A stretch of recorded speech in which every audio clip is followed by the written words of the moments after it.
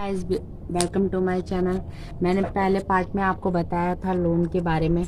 तो उसमें लोन में ये दिक्कत हो गई थी हमने लोन करवाया था, उसमें ये दिक्कत हो गई थी हमें कि जब लोन करवाया हमें तो हमसे बताया गया आपका जितना भी पैसा है उतना मतलब अगर अदा हो जाएगा तो आपको जितना बचा है उतने का ही ब्याज देना पड़ेगा। लेकिन ऐसा हुआ नहीं हम लोग के साथ।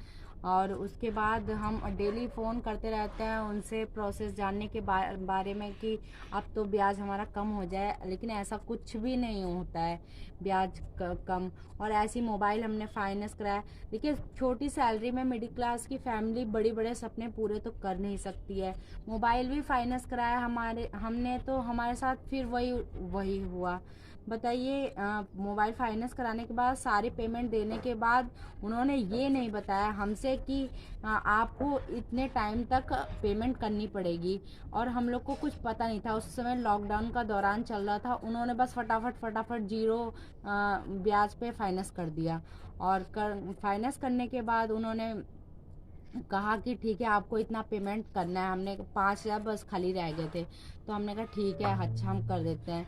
हमने करा, फिर उन बजाज फाइनेंस वालों की तरफ से आता है फ़ोन कि आपका 3,300 रुपये पेंडिंग पे है। किस बात की पेंडिंग? सारे पैसे हमने चुकता कर दिए, सब कुछ हो गए कि आपके जो चेक मतलब बाउंसिंग हुई है उनका चार्ज।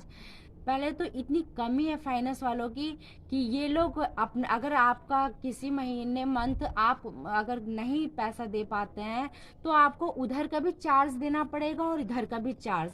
पहले 600 रुपये थे और 600 रुपये इधर के, 600 उधर उधर के, 1,200 रुपये चार्ज पड़ते थे। और अब शायद ज़्यादा भी हो गया होगा। पहले 6 पॉइंट कुछ पे था और अब जब आपका काम पूरा हो जाता है वो आपको पैसा देते हैं तो फिर उनका 11 पॉइंट पे हो जाता है। बिजनेसमैन के लिए अलग है, नॉर्मल के लिए अलग है, सरकारी नौकरी वालों के लिए अलग है। तो जैस गुस्सा हो रहा है कोई जा रहा है उसे गुस्सा आ रहा है। तो नॉर्मल लोग के लिए अलग और बिजनेस वालों के लिए अलग, सब लोग के लिए अलग अलग रूल्स है। और हम लोग के लिए देखिए 11% कुछ पे ब्याज लगा है। और कम मकान भी कंप्लीट नहीं, झूठ बोलने देते हैं, सरासर झूठ बोलते हैं। पहले आप लोन कराने जाएंगे तो सबसे पहले आपको न्यू के लिए पैसा रखना पड़ेगा। अगर न्यू आपने नहीं डलवाई तो आपको पेमेंट नहीं मिलेगी। फिर आप किसी से उधार लेके न्यू डलवाते हैं। फिर न्यू डलवाने के बाद अगर आप पेमेंट मांगेंगे तो फिर वो कहेंगे दीवार खड़ी कर लीजिए। दीवार खड़ी, ये बताइए, जब हर चीज़ के लिए हमारे पास पैसा होगा तो हम फाइनेंस कराने क्यों जाए, पे क्यों पैसा लेंगे बताइए। लेकिन इनका सब रूल, आप जब भी लोन अगर कोई भी घर बनाने के लिए या फिर बिजनेस करने के लिए लोन लेने के लिए अप्लाई करने जा रहा है तो आप पहले परसेंट जान लीजिएगा। उसके बाद आप जान लीजिएगा कि सचमुच आपको उतने ही परसेंट पे दे रहा है कि नहीं। क्योंकि वो तो कहेंगे, मुंह से ही सब कहेंगे, लेकिन उन सारी चीज़ें कागज़ में लिखी होंगी। बाद में वो आपको इम्प्रेस करने के लिए अरे करा लीजिए, आप जितना जमा करते रहेंगे, जमा करने के बाद आपका उतना ही ब्याज कम होता रहेगा। लेकिन ऐसा कुछ नहीं होता है। अगर आपने 11 लाख का लोन लिया है, 12 लाख का लोन लिया है तो वो आपका बराबर उतना ही इंटरेस्ट चलता रहेगा, कुछ कम नहीं होगा। बल्कि अगर एक दो चेक बाउंस हो जाती है, घर में परेशानियां आती है, कोई बीमार हो जाता है या फिर स्कूल की फीस भरनी होती है बच्चों की, या फिर भाई घर में बहुत सी समस्याएं हैं ऐसी कि मिडिल क्लास फैमिली में आती रहती हैं। तो वो बार बार आपको क्या करेंगे, परेशान करेंगे घर में आके। परेशान करने के बाद अगर नहीं आप पैसे उस पेनल्टी रखते हैं, 1 महीने का ब्याज, 2 महीने का ब्याज, 3 महीने का ब्याज, फिर जोड़ जोड़ के देते हैं। तो अगर थोड़ा सा भी लेट हो जाए तो सारी दिक्कत कस्टमर को होती है। तो लोन लेने से पहले 100 बार सोच लीजिए कि आपको किस तरीके का, चाहे मोबाइल का लोन हो, चाहे होम लोन हो, चाहे आप बिजनेस का लोन ले रहे हैं, जो भी लोन ले रहे हैं आप सोच समझ के पहले लीजिए। क्योंकि हम जानते हैं, हम परेशान हैं। अगर हम किसी हमारे से अगर कोई जानकारी लेता है, अगर उसकी समस्या दूर होती है तो ये हमारे लिए बहुत ही अच्छी बात होगी। तो आप लोन के चक्कर में ना ही पड़े तो अच्छा है। ये बड़े बड़े बिजनेस वालों के लिए है। हमारा घर देखिए कंप्लीट किस लिए हुआ, हमें हमारा 11 लाख का लोन हुआ था, जो कि उन्होंने हमें अभी भी 94,000 रुपये नहीं दिया है। और उसके बाद आए दिन रोज अलग अलग प्रक्रिया बताते रहते हैं, अलग अलग गलत फहमियाँ पैदा करते हैं। आप इतना जमा कर दो तो हम दे देंगे, आप उतना जब हमारे पास होता तो हम लोन के लिए अप्लाई क्यों करते। देखिए छत भी अनकम्प्लीट है, सब कुछ है, और लोन का इतना मतलब लोन की EMI इतनी जाती है जिसकी कंप्लेन हम कस्टमर केयर में भी नहीं कर सकते हैं, कुछ नहीं कर सकते हैं। बस बेफिजूल की बातें हैं, ये प्रशासन सरकार ये सब बेफिजूल की बातें हैं। तो लोन आप ना ही लीजिए तो अच्छा है।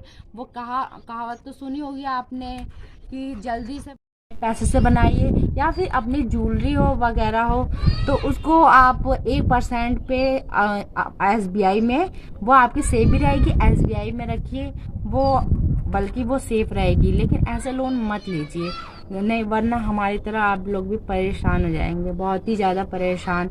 क्योंकि साथ साथ महंगाई है, घर के खर्चे हैं, बच्चों की पढ़ाई है, हर चीज़ बढ़ती ही जा रही है। तो सरकार हमारे क्या, अब अगर आप ब्राह्मण है तो आपको आपके बच्चों को छात्रवृत्ति नहीं मिलती है, कुछ नहीं मिलती है, आपके बच्चों को कोई सुविधा नहीं मिलती है। तो आदमी परेशान हो जाता है ना, एक कमाने वाला हो और 4 खाने वाले हो, शहर में रहना हो, अच्छी पढ़ाई के लिए बच्चों को शिक्षित करने के लिए लोग शहर में आते हैं, 2 पैसे ज़्यादा कमाने के लिए शहर में आते हैं। क्योंकि बिना शहर की पढ़ाई गांव में भी पढ़ते हैं बच्चे, लेकिन वहाँ की पढ़ाई सही है। लेकिन अब अच्छी शिक्षा देने के लिए हम लोग बाहर आते हैं कि ठीक है हमारा बच्चा कुछ हेल्प करने लग जाएगा, कुछ दिन में बड़ा हो जाएगा, उसको अच्छी शिक्षा मिलेगी तो अच्छा हम लोग को रिजल्ट मिलेगा। लेकिन हम लोग के साथ फिर ये होता है। तो आप लोन लेने से बार बार एक बार ये तय कर लीजिए कि लोन हमें किस तरीके से दिया जा रहा है। आप लिखित प्रमाण पत्र उनसे ले लीजिए कि आप लिख दीजिए कि इतना हमारा जमा होने के बाद इतनी धनराशि जमा हो गई है, अब इसका ब्याज नहीं लगेगा। अब हम लोग की तरह आप लोग धोखा मत खाइए। बस हमारी तरफ से इतना ही है कि आप लोग सोच समझ कर करिएगा। और अभी भी मेरे बहन का हस्बैंड ठीक नहीं है, 6 लाख रुपए लग रहे हैं, उसके रीढ़ की हड्डी में फ्रैक्चर हो गया है। और बस फिर से मैं यही कहूँगी कि उसके लिए प्रे करिए, और मैं भी यही प्रे करी भगवान से कि वो जल्दी से जल्दी ठीक हो जाए। बाकी टेक केयर, और नेक्स्ट वीडियो में मिलते हैं।